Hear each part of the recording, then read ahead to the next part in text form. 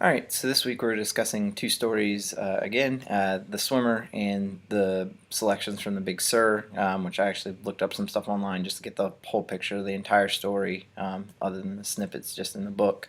The attitudes towards suburban America in the 1960s, and how does this represent the disenchantment and anew of many Americans. I don't know about you guys, but I had to look up what anew meant, and if you didn't look it up, so anew means a feeling of listlessness and dissatisfaction arising from the lack of occupation or excitement. So I think in both stories, what you really see is the main characters, are middle to upper class, live in kind of this alternate reality, we'll say, of booze and kind of disenchantment from reality, and kind of not really paying attention. And I think that's kind of stuff that you saw in suburbia, is that people would get bored. um, they lived in these basically cookie cutter houses, and it was kind of same old day in and day out. And so I think a lot of them would turn to alcohol, especially upper class would turn to alcohol and stuff like that, to just kind of pass the time. And even if you look back at, like, the suburban housewife thing, a lot of them would, would have a glass of wine a day, or which would maybe turn into a bottle a day, and everything else. So they're trying to get rid of that boredness that are in their lives.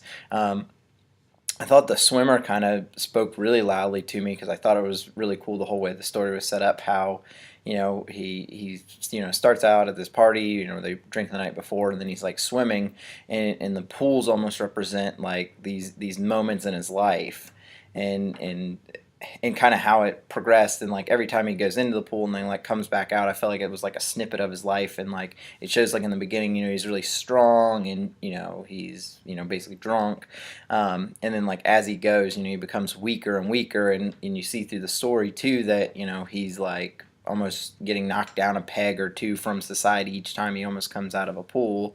And at the one point, they're throwing trash at him on the side of the road. And he meets his mistress, and she's like, "Get out of here." And another lady that was saying, "Oh, I'm not going to give you money."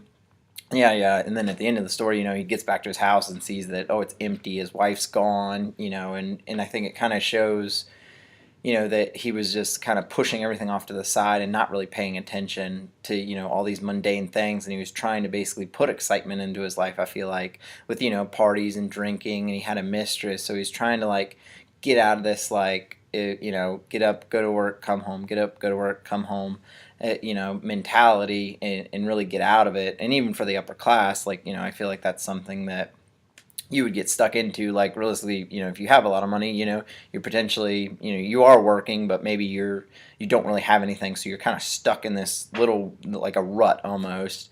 And I thought that's why it really spoke highly to me, because I just thought it was really interesting the way it portrayed everything.